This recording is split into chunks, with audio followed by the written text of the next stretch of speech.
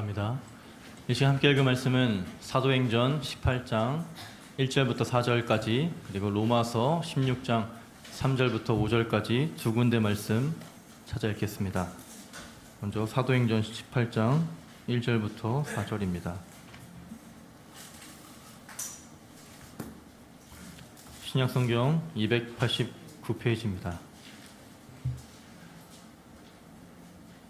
한 절씩 교독해 읽겠습니다. 그 후에 바울이 아덴을 떠나 고린도에 이르러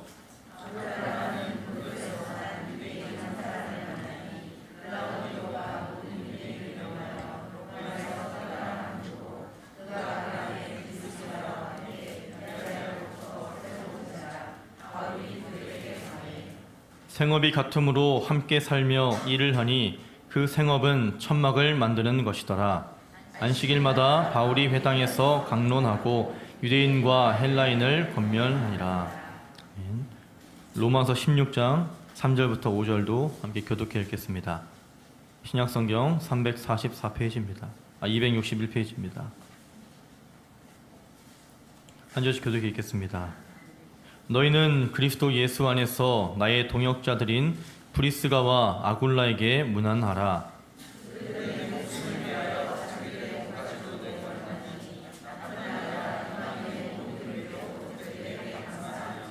함께 읽겠습니다. 또 저의 집에 있는 교회에도 문안하라. 내가 사랑하는 에베네도에게도 문안하라. 그는 이사야에게 처음 맺은 열매니라. 아멘. 감사합니다. 오늘 이 시간 믿음의 부부로 살아가며 라는 제목으로 함께 말씀을 증거하겠습니다. 말씀을 증거하며 앞에서 우리 새희망의 다짐으로 2023년 표어를 함께 고백하기를 원합니다. 가슴에 손을 얹고 우리는 작은 예수입니다. 함께 새희망의 다짐을 하겠습니다. 우리는 작은 예수입니다. 우리는 작은 예수입니다. 이어서 우리 가정의 달이라서 제가 두 주째 하고 있는데 우리 가정의 달, 우리 가정을 축복하는 의미로 서로 인사를 했으면 좋겠습니다. 가정 아닌 분도 우리 큰 의미로는 교회의 한 가족이니까 그렇게 생각하시면 좋을 것 같아요. 우리 현수막에 써있는 내용인데 가족은 하나님의 특별한 선물입니다 하고 우리 앞뒤 좌우로 한번 인사를 한 번씩 하겠습니다. 가족은 하나님의 특별한 선물입니다. 가족은 하나님의 특별한 선물입니다. 감사합니다. 지난 주일에 이어서 이번 주일도 제가 말씀을 전하게 되었습니다. 이번 주에 말씀을 준비하면서 한편으로는 정말 기쁘더라고요. 이제 목사님이 이제 오시는구나. 드디어 이제 그렇게 학수고대하던 정말 제가 이렇게 누구를 그리워 본 적이 그것도 남자를 그리워 본 적이 정말 없던 것 같은데 정말 보고 싶은 담임 목사님이 오시는구나 라는 기쁨의 마음으로 준비를 하면서도 또 한편으로는 제가 지난 주일에 말씀을 증거하면서 이런 말씀을 드렸을 겁니다. 제가 14일 날 말씀을 증거하면서 이 어버이 주일인데 편한 말씀으로 준비하려다가 이 어버이 주일이니까 가정에 대한 말씀을 준비해야 되겠다라는 얘기를 하면서 21일 날은 또 부부의 날이니까 부부에 대한 말씀을 준비해야 되겠다라는 생각을 했다고 말씀드렸을 겁니다. 이렇게 저번 주일 말씀을 그렇게 이야기를 해놓고 이제 주중에 말씀을 준비하려고 이곳저곳 찾아보고 묵상하면서 정말 쉽지 않더라고요. 가장 쉽지 않았던 것은 제가 결혼한 지가 얼마 안 됐다는 것이었습니다. 이제 여러분들 성도님들 제가 보면 정말 믿음의 연조로 오랜 연애 기간과 또 오랜 결혼 생활에서 믿음으로 잘 든든하게 살아나가신 분들이 너무나 많이 있는데 저는 이제 4년밖에 안 됐고 저는 아내와의 연애 기간도 차 1년도 안 된 채 이렇게 뭣도 모른 채 결혼을 해가지고 이렇게 지낸 지 4년째밖에 안 된 정말 초보 부부, 요즘 말로 이야기하면 신혼 애송이에 불과한데 이렇게 믿음의 부부로 살아간다는 것이 무엇인지라고 설교를 준비하려니 정말 쉽지 않았습니다. 그러면서도 정말 하나님께서 주실 은혜를 기도하면서 구하면서 기도하는 마음으로 말씀을 막 묵상하면서 오늘 믿음의 가정으로 살아감의 말씀을 준비했습니다. 이게 말씀을 준비하면서 이것저것 찾아보고 읽어보면서 또 검색을 해보고 또한 그에 관련된 신앙서적이나 이런 뉴스 같은 것들을 찾아보면서 여러 이야기들이 들렸습니다.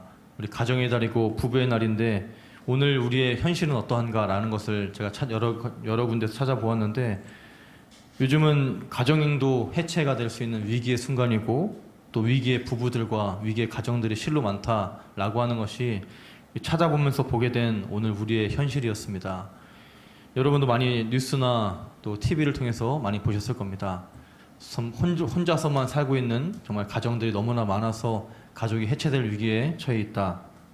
그리고 위기의 부부들도 너무 많아서 결혼 자체도 하지 않으려는 많은 총각 처녀들과 또한 결혼을 한 부부들도 마음이 맞지 않거나 힘든 가운데 여러 가지 마음이 맞지 않고 성격이 맞지 않다는 이유로 핑계를 삼아 이혼하는 일들도 많이 있고, 또한 그런 위기의 가정들, 위기의 부부들의 문제는 오늘 우리 가운데 너무나 여실히 드러나고 있습니다. 부담감으로 인해서 결혼을 피하고 출산을 피하는 일들이 많이 있고, 정말 저도 예전에 이렇게 아르바이트를 하면서 제가 같이 일했던 친구 중에 결혼하는 사람이 있었는데 그 친구와 얘기를 하면서 들었던 정말 충격적인 얘기가 있었습니다.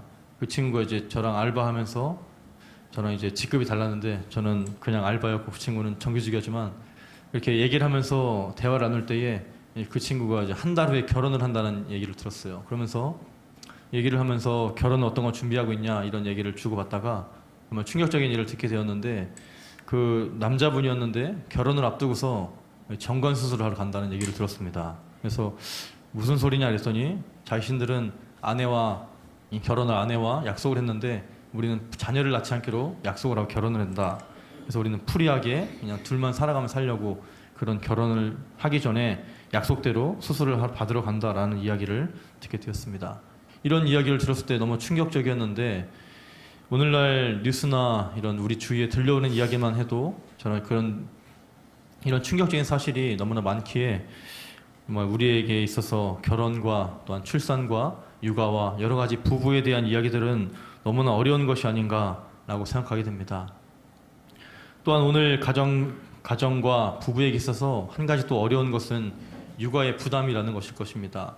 앞서 이야기한 제 친구의 그런 이야기처럼 육아라는 것이 정말 어렵구나라는 것을 제가 주한이가 태어나면서부터 계속 보게 되는데, 얘를 말랑말랑거리는 얘를 어떻게 안아줘야 되나, 이 말랑말랑 얘를 트림을 시키라는데 아무리 유튜브를 보고서 정확한 위치 같은데 쳐도 이렇게 안 되더라고요. 어머니한테 물어봐도 어머니가 뭐 알려주시는 것도 어딘지 잘 모르겠고, 이것저것 막 쳐보면서 트림하는 것 좀 배우고, 계속해서 요즘도 유튜버나 이런 오은영 선생님 이런 거 보면서 육아와 여러 가지 어려운 것들을 배우고 있는데, 이런 오늘 말씀을 준비하면서도 이런 가정의 위기나 또 가정에서 육아의 어려움과 이런 것들 찾아보면서 한 가지 드는 생각이 한 가지 있었습니다. 우리가 오늘날 우리가 얼마나 어렵고 현실이 어려운 것은 잘 알고 있는데, 우리가 정작 찾아야 될 것과 정말 배워야 될 것을 너무나 많은 세상의 모습에서 찾고 있는 것이 아닌가, 너무나 많은 세상의 우리 부부들의 선배의 모습이라든지 이런 것을 찾는 것보다 정말 미디어나 또한 우리에게 진리를 선포하는 말씀을 찾는 것이 아니라 위기의 순간, 어려움의 순간들을 우리 주위의 이웃들을 통해 TV에 나오는, 유튜브에 나오는 이야기들을 통해 찾고 있는 것이 아닌가 생각하게 됩니다. 이런 것들이 단편적인 예로 요즘도 이제 저희 아내가 정말 잘 보는 프로가 두 가지가 있는데, 나는 솔로다 하고 그 금쪽 같은 내 새끼인가 그걸 열심히 보는데, 저도 금쪽 같은 내 새끼는 육아에 관심이 많아서 열심히 같이 봤었습니다. 근데 보면서 요즘은 볼 때마다 예전하고 많이 달라진 것 같더라고요. 요즘은 이게 어떻게 그런 애들이 가정들을 어떻게 찾았는지 갈수록 이 에피소드에 등장하는 가정들이 정말 말이 안 되게 극단적이고 심하고 어떻게 이런 가정이 있나 싶을 정도로 사건 사고들이 정말 많은 가정들을 계속해서 보여주는데, 이런 가정의 모습들을 보면서 어느 순간부터 이 오은영 선생님의 그걸 카운셀링을 들으면서 메모를 하고 어떻게 해야 되겠다라는 것보다 어떻게 이런 가정이 다 있냐라고 하는 생각도 들고, 이런 유튜브에 올라온 짤방이나 이런 것들을 보면서 댓글을 보면 그냥 뭐 매가 약이다 이런 네티즌들의 그런 잘못된 얘기도 나오고, 이런 것들을 볼 때 아마도 오은영 선생님의 선한 의도와는 다르게 이 관심을 받고 화제를 끌어서 시청률을 높이려는 것 때문인지 정말 극단적이고 힘든 가정들이 많이 나오는 것이 아닌가 생각됩니다. 그런 극단적인 가정들과 정말 이런 가정이 어딨냐라고 하는 이 가정들이 나오면서 정작 어려운 것은 그 가운데 정말 우리가 적용할 것이 무엇인지를 찾지 못하는 것이 아닌가라는 것을 생각하게 되었습니다. 그러면서 오늘 믿음의 부부로 살아간다는 것이 무엇인지라고 말씀을 준비하면서 제가 그동안 너무 제만 그런지 모르겠지만 주위에서 또 우리 믿음의 부부로 살아가는 많은 사람들을 통해서 사람을 통해서 배우려고 하고 또한 어떤 미디어나 책을 통해서만 배우려고 했던 것이 아닌가라는 걸 생각하게 됩니다.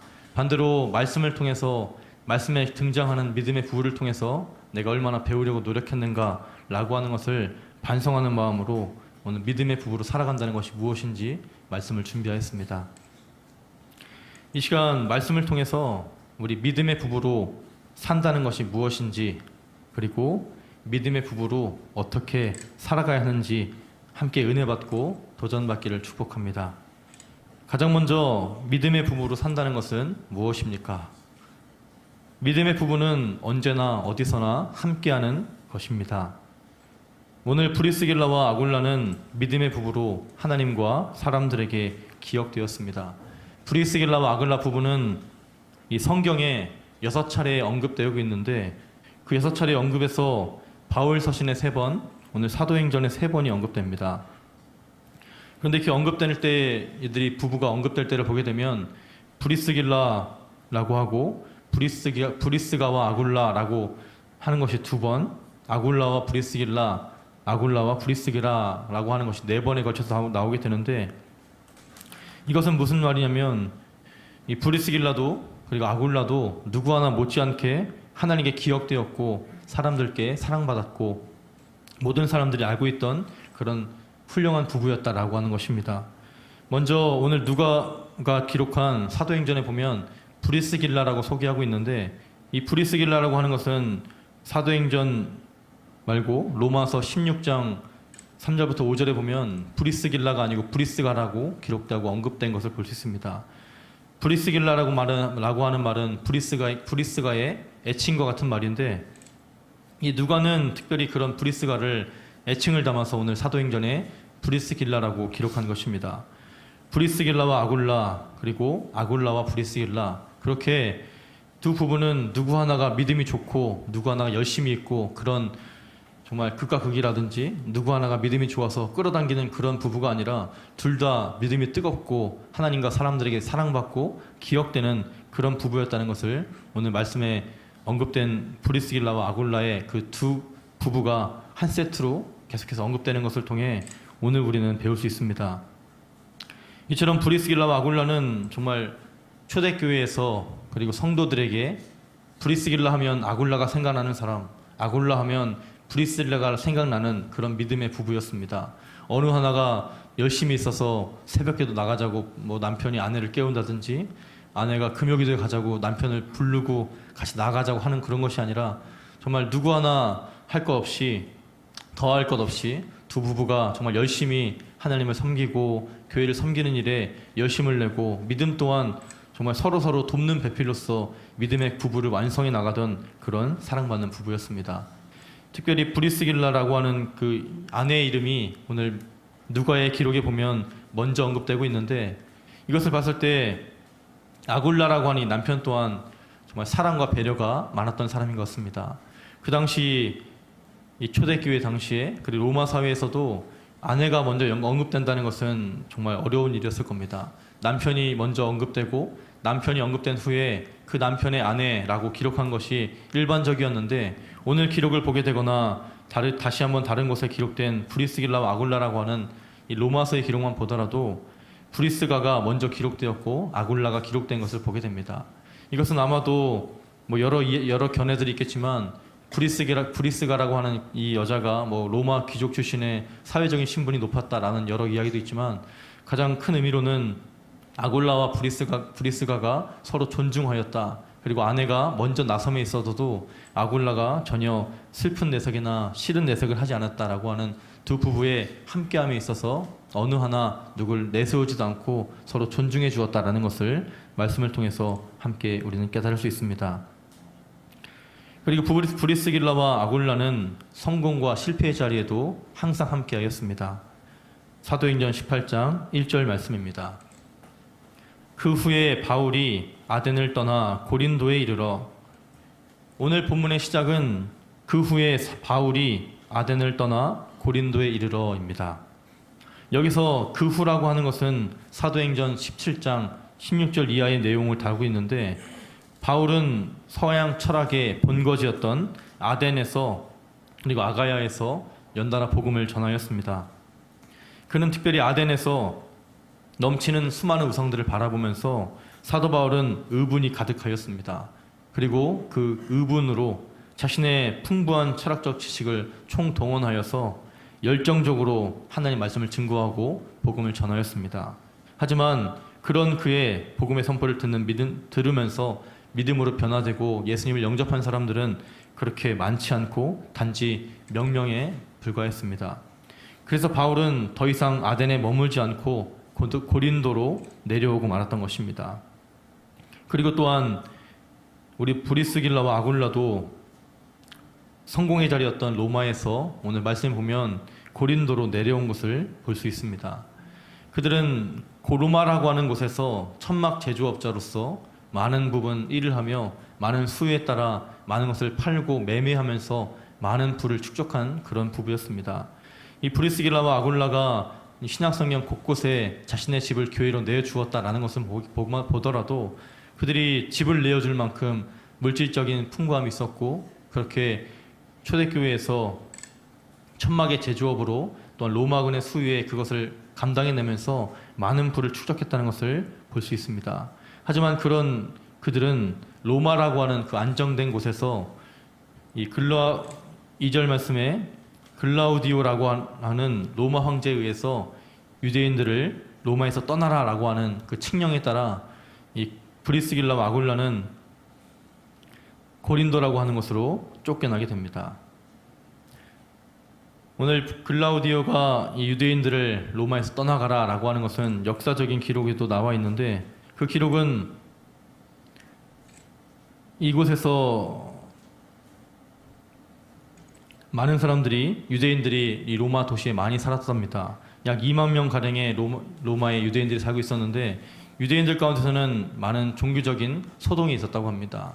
종교적인 소동이라고 하는 것은 이 그리스도인들과 비그리스도인들이 서로 간에 이 신앙적으로 부딪히면서 예수님을 영접하지 않은 사람들과 예수님을 부인하는 사람들과 이런 서로 간의 믿음의 소동으로 인해서 비그리스도인들과 그리스도인들 간에 많은 소동이 있었고, 오늘 글라우디아는 그런 소동을 이유로 오늘 브리스길라와 아굴라를 포함한 2만여 명에 달하는 로마에 살고 있었던 유대인들을 쫓아내서 자신들의 갈 곳으로 가라고 하였습니다. 이것은 다시 말하면 이 로마라고 하는 그동안 그들이 쌓아올렸던 안정적인 곳에서 이 황제의 칙령에 의해 정말 안정적인 모든 터전을 내려놓고 이 고린도라고 하는 자신의 도시로 나아가게 된 것입니다. 그런데 이 고린도라고 하는 도시는 정말 더 최악의 도시였다는 것을 말씀을 통해서 우리는 알 수 있습니다. 고린도는 이 바울이 내려간 이 고린도라고 하는 것은 도자기업을 중심으로 한 산업의 도시였고, 그리고 무역로를 관장하는 무역의 중심지였다고 말씀을 기록합니다. 그로 인해서 고린도에는 많은 부가 축적되어 있었습니다. 고린도의 사람들은 호사스러운 생활을 하였고, 그들은 모두가 도덕적인 타락에 빠져 있었다라고 성경은 기록합니다. 이 고린도에는 특별히 사랑의 여신 아프로디테를 섬기는 신전이 있었는데, 그 당시에 1,000명에 달하는 여사제들과 이 종교를 빙자한 음행이 빈번할 만큼 고린도는 성적으로도 타락한 도시였습니다. 이처럼 인구 75만 명의 거대 도시 고린도에는 쾌락의 도시이자 음행과 술 취함과 강탈이 가득한 죄악의 도시였습니다. 심지어 그 당시에 헬라에서는 고린도 사람처럼 행동한다라고 하는 말이 음행하다의 말의 의미로 사용될 만큼 고린도는 그런 최악의 도시였습니다. 그런 최악의 도시에 오늘 본문에 이 브리스길라와 아굴라는 그 도시에 나아가서 자신의 생업을 이어나갔던 것입니다. 그곳은 어떠한 곳인지도 알지 못했을 것이고, 로마처럼 많은 로마군의 수요가 있을 것이라고 하는 기대도 없었고, 아무런 소망과 기대도 없이 그들은 이 로마라고 하는 것에 쫓겨나다시피 추방되게 되었습니다. 2절 말씀입니다. 아굴라라 하는 본도에서 난 유대인 한 사람을 만나니 글라우디오가 모든 유대인을 명하여 로마에서 떠나라 한 고로 그가 그 안에 브리스길라와 함께 이달리아로부터 새로 온지라. 바울이 그들에게 감해. 2절 말씀에 아굴라와 브리실라가 오늘 누가의 기록에 의해서 첫 등장합니다. 아굴라라고 하는 이름의 뜻은 독수리의 뜻을 가지고 있는데, 이 아굴라는 아마도 디아스포라 출신의 유대인이었을 것입니다. 그리고 그는 본도 출신이다라고 기록되어 있습니다. 여기서 본도라고 하는 지역은 당시에 유대인들이 많이 살고 있던 곳이었습니다. 또한 우리가 잘 알고 있는 오순절 성령 강림의 때에도 본도에서 온 유대인들이 있었음을 성경은 기록합니다.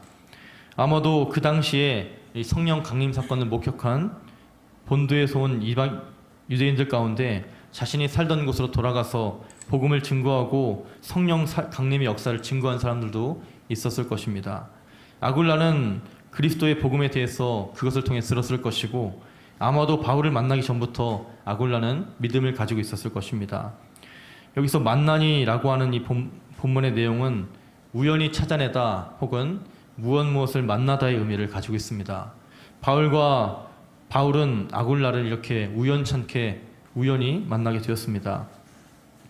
이처럼 고린도에서 아굴라를 바울이 우연히 만날 수 있었던 것은 둘 다 천막 만드는 일에 종사하기 때문이었습니다. 하지만 이러한 우연한 만남은 하나님의 관점에서 보게 되면, 하나님의 섭리에서 보게 되면 우연한 만남이 아닌 복음의 전파를 위한 하나님의 필연적인 만남이었을 것입니다. 그리고 이어서 브리스길라가 나옵니다. 브리스길라는 아까 앞서 얘기드린 것처럼 브리스가의 애칭을 이야기하고 그는 아굴라의 아내였습니다. 그에 대한 여러 기록을 보게 되면 이 브리스가라고 하는 이 이름이 로마 귀족 출신의 그런 가문의 이름이었던 것을 말씀하면서, 아마도 브리스길라는 이 로마 귀족 출신의 가문으로 이 로마 교회에서 우연찮게 복음을 접하게 되었고, 복음을 접하면서 아굴라를 알게 되어 아굴라와 만나 결혼을 했을 것이다 라고 하는 견해도 있습니다. 또 다른 견해들은 이 브리스가라고 하는 이런 부유한 가문의 로마 귀족 출신의 이런 브리스길라가 아굴라라고 하는 사람을 만나게 되었는데, 이 천막을 제조하는 일을 보면서 아마도 사업적인 수완으로 그와 함께하면서 협력하다가 애정이 싹트서 결혼했을 것이다, 그런 견해도 있는데, 어떠한 견해든지 이 브리스길라와 아굴라는 전혀 다른 삶을 살아왔던 것이면은 틀림이 없습니다. 하지만 그들은 함께하면서 로마에서 성공의 자리에 함께하며 천막 짓는 일로 큰 부를 얻게 되었습니다. 천막 짓는 일은 군에서 정말 필요한 것이었고, 그 천막 짓는 일을 통해서 또한 가죽을 다루며 모든 종류의 일을 하는 것을 통해서 그들은 로마에서 성공의 자리에 함께하며 믿음의 부부로 살았습니다. 하지만 이내 이 글라우디오가 모든 유대인들을 로마에서 떠나라라고 하면서 그들은 믿음의 길을 찾아서 로마를 떠나고 오늘 고린도에 나오게 되는 것입니다. 여기서 한 가지 살펴볼 것은, 이 로마에서 떠나라고 하는 이 글라우디오의 칙령 가운데서는 그런 내용이 있었습니다. 2만여 명에 달하는 유대인들 가운데 로마의 시민권이 없는 자들은 떠나라라고 하는 그런 이야기가 있었다고 합니다. 그런 이야기가 있었다는 것을 봤을 때 아마도 브리스길라는 로마 귀족 가문의 출신이었을 것이기 때문에 그에게는 로마 시민권이 있었을 텐데, 오늘 브리스길라는 이것을 통해 살펴보면 아마도 정말 사랑을 위해서, 자신의 신앙을 위해서, 자신이 남아서 로마에서 살아도 됐지만은 신앙과 사랑과 믿음을 위해서 오늘 아굴라를 따라 자신의 삶의 모든 것을 버려두고 고린도로 쫓겨난 것을 우리는 말씀을 통해서 깨닫게 됩니다. 그리고 쫓겨난 고린도는 정말 실패의 자리에도 같은 절망과 실패의 자리였습니다. 브리실라와 아굴라는 로마에서 성공의 자리에 함께하였고, 고린도에서 그 죄악된 도시에서 너무나 죄가 간영하여서 고린도 사람처럼 행동하다가 마치 음행하다의 표현이었고, 고린도의 친구들, 고린도의 아가씨들이라고 하는 것은 이런 몸을 파는 사람들을 지칭할 만큼 그렇게 타락한 도시였는데, 그렇게 타락한 도시에서 믿음을 지키는 자리로 이 브리스길라와 아굴라는 쫓겨나면서 정말 실패의 자리에 그들은 언제나 함께했던 것을 볼 수 있습니다. 이처럼 브리스길라와 아굴라는 성공의 자리에도 함께하였고 실패의 자리에도 항상 함께하였습니다. 오늘날 우리 부부가 정말 어려운 때가 가끔씩 있습니다. 이전에 제가 몇 번 뉴스로 봤던 그런 내용인데, 이 코로나 기간을 겪으면서 재택근무가 많아지고 이 삼시세끼를 밥을 다 지어서 먹여야 되는 그런 일들이 비일비재하게 일어나면서 함께 있다 보니까 많은 어려움들이 있는 일이 많았답니다. 저희 부부만 해도 저번에 제가 코로나 걸렸을 때 저도 이제 교회라도 나오면 다행인데 저는 같이 이제 아파가지고 집안에 있었을 때 정말 어려웠습니다. 별것도 아닌 일인데 갑갑하게 일주일 동안 집에 있으니까 별로 싸울 일도 아닌데 싸우게 되고 정말 도망갈 데도 없어가지고 싸워도 그냥 각자 방에 들어가거나 그럴 수밖에 없어서 싸움이 좀 오래 가진 않았는데 이런 모습이 우리에게도 있는데 이렇게 항상 함께 한다는 것은 정말 쉽지 않을 것입니다. 성공의 자리에 함께 한다는 건 좀 나을 수 있겠지만 실패의 자리에 함께 쫓아오고 함께 한다는 것은 오늘 브리스길라에게 정말 담대한 믿음과 용기를 주었기 때문에 가능한 일이었습니다. 이처럼 우리가 믿음의 부부로 살아간다는 것은 가장 먼저 항상 함께 한다는 것입니다. 어려울 때나 힘들 때나 성공의 자리나 실패의 자리나 함께 하면서 믿음의 부부로 함께 하시는 저와 여러분 되기를 축복합니다. 3절과 4절 말씀입니다. 생업이 같으므로 함께 살며 일을 하니 그 생업은 천막을 만드는 것이더라. 안식일마다 바울이 회당에서 강론하고 유대인과 헬라인을 권면하니라. 이 브리스길라와 아굴라는 우연찮게 아니 하나님의 필연적인 만남으로 바울을 만나서 바울과 함께 살면서 일을 하였다라고 기록합니다. 여기서 일을 하니라고 하는 이 표현은 정말 끊임없이 부지런하게 일을 하였다라는 것을 지칭하는 말입니다. 그들이 바울과 함께 한다는 것은 절대 쉽지 않은 일이었을 것입니다. 그냥 바울이 천막 제조업자로 그냥 일적인 동업자로 함께하면 참 다행인데 바울이 일적인 동업자로만 함께하는 것이 아니라 복음을 전하러 다녔습니다. 그것도 죄악의 도시였던 타락의 도시, 성적 타락과 음행이 만연하였던 그 고린도에서 말입니다. 그때마다 이 브리스길라와 아굴라는 바울과 함께하는 것이 결코 쉽지 않았을 것입니다. 바울과 이런 천막 만든 일로 함께하였으면 그나마 나았을 텐데 바울이 계속해서 복음을 증거하였고 그 복음을 증거했던 이 도시가 정말 음행과 죄악된 도시 고린도였기 때문입니다. 로마에 의해서 또한 기독교가 박해받았던 시기에 바울에 대한 많은 위협 또한 있었습니다. 하지만 그들은 믿음의 부부로서 바울과 함께 살면서 복음을 위해 헌신하였고 또한 말씀의 자리에도 함께하였음을 말씀을 통해 기록합니다. 함께 말씀을 함께 찰자 읽겠는데 사도행전 18장 24절부터 26절 말씀입니다. 한 절씩 제가 읽겠습니다. 한 절씩 교독하겠습니다. 알렉산드리아에서 난 아볼로를 하는 유대인이 에베소에 이르니 이 사람은 언변이 좋고 성경에 능통한 자라. 그가 일찍이 주의 도를 배워 열심으로 예수에 관한 것을 자세히 말하며 가르치나 요한의 세례만 알 따름이라. 그가 회당에서 담대히 말하기 시작하거늘 브리스길라와 아굴라가 듣고 데려다가 하나님의 도를 더 정확하게 풀어 이르더라. 26절까지입니다. 오늘 말씀을 보면 아볼로라고 하는 사람이 등장합니다. 이 아볼로라고 하는 사람은 24절 말씀처럼 알렉산드리아에서 난 아볼로라고 합니다. 알렉산드리아라고 하는 것은 우리가 잘 알다시피 알렉산더 왕의 이름을 딴 도시였습니다.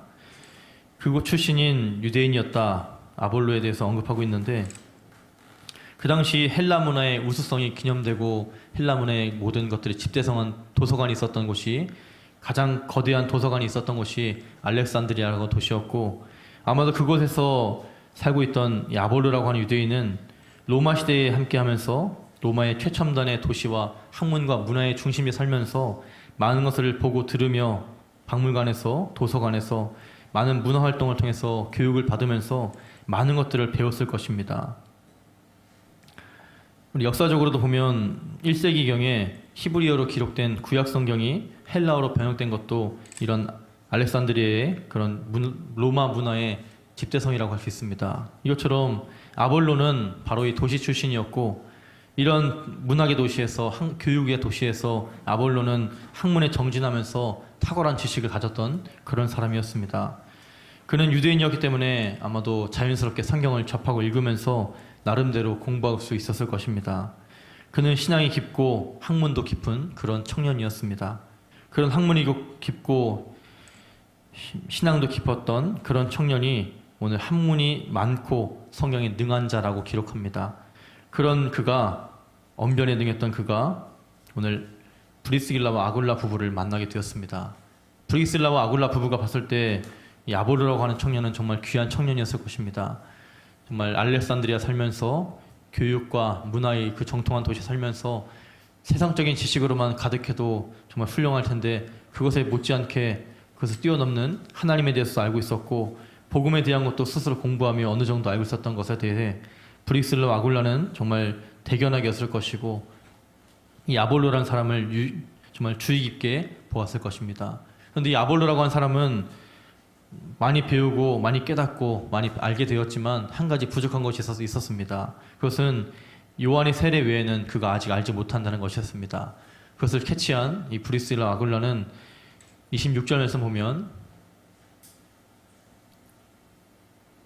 그가 회당에서 담대히 말하기 시작하거늘 브리스길라와 아굴라가 듣고 데려다가 하나님의 도를 더 정확하게 풀어 이르되 라고 말씀합니다. 브리스길라와 아굴라는 이 아볼로라는 청년을 만나면서 데려다가 하나님의 도를 더 정확하게 풀어 이르더라 라고 말씀하였습니다. 데려다가라고 하는 것은 아마도 이 브리스길라와 아굴라의 집이었던 곳으로 또한 이후에 교회로 사역되었던 그곳으로 데려왔을 것입니다. 그리고 아볼로를 정말 지혜롭게 현명하게 가르치면서 그에게 하나님의 도에 대해서 더 정확하게 풀어서 가르쳐 주었습니다.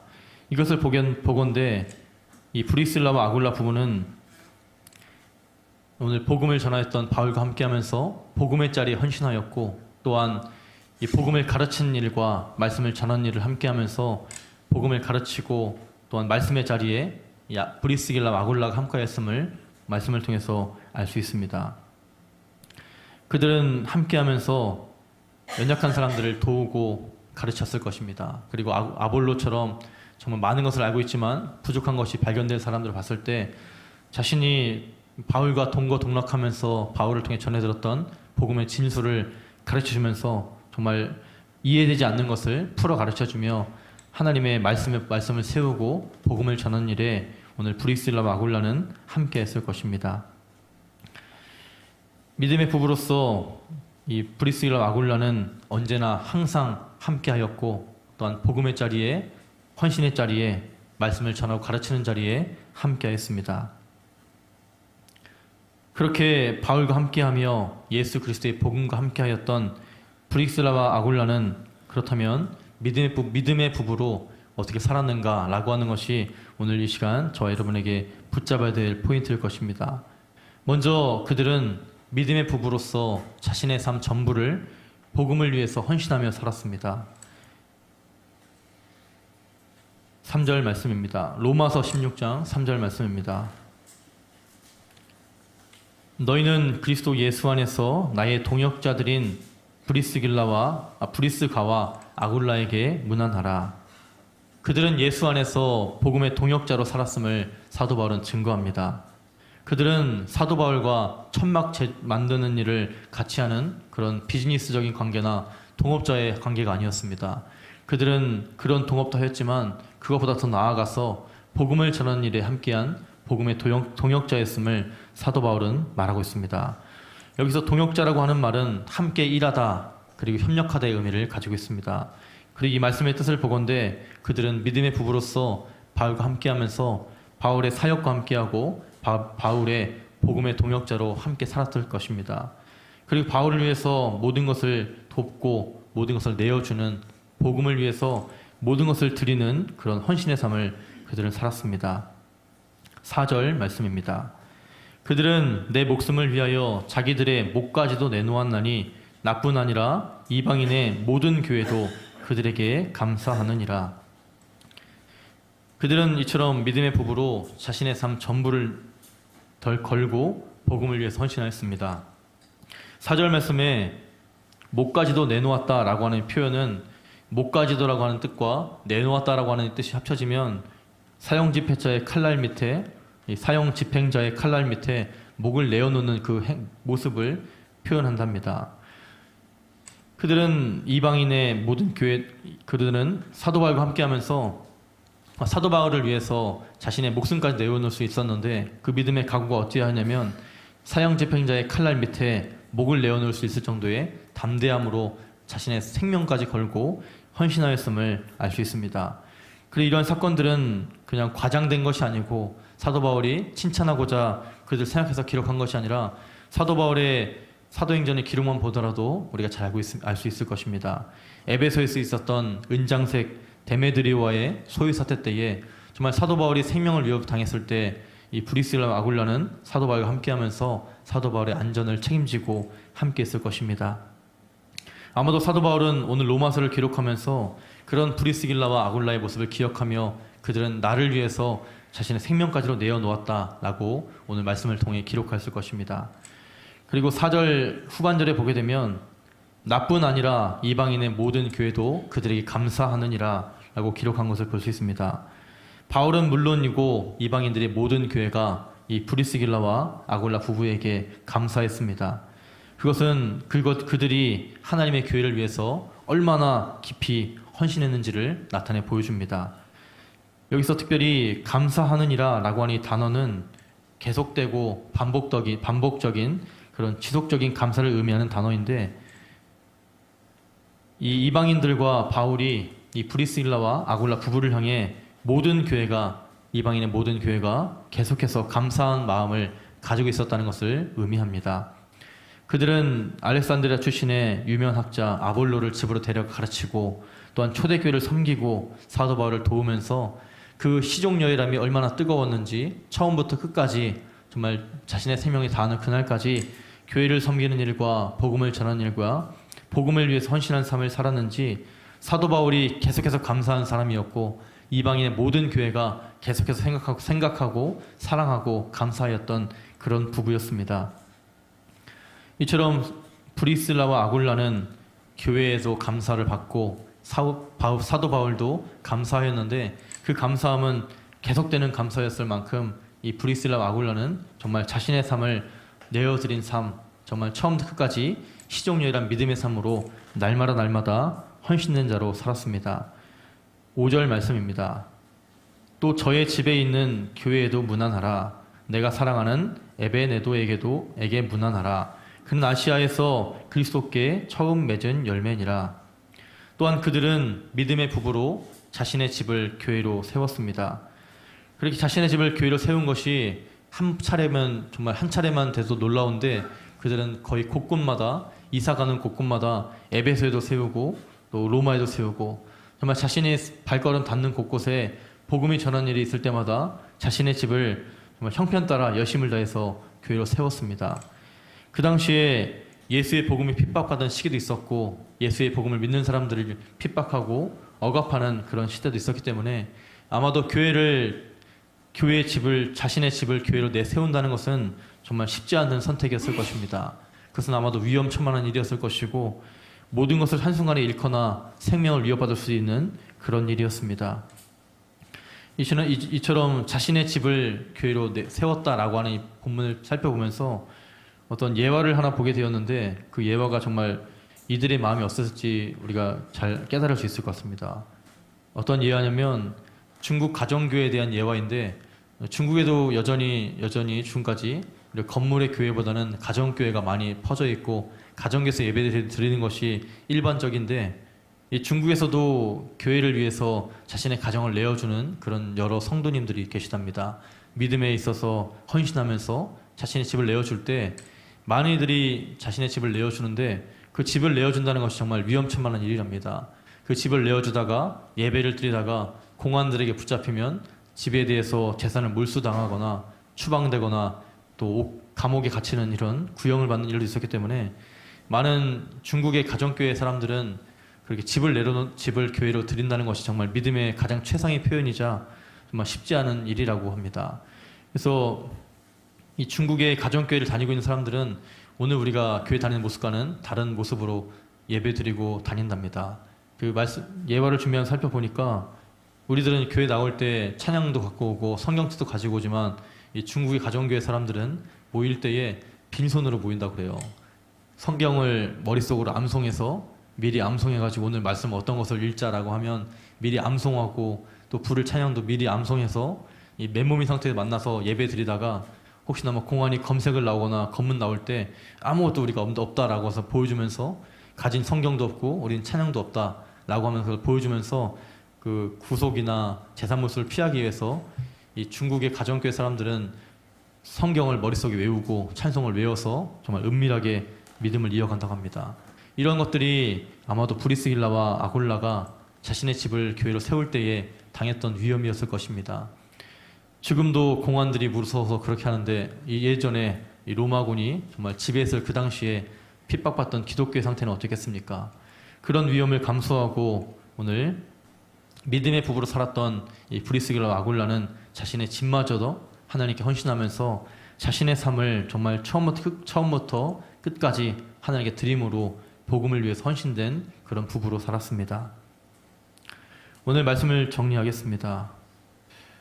우리가 생각하는, 저와 여러분이 생각하는 믿음의 부부라고 하는 것은 무엇입니까?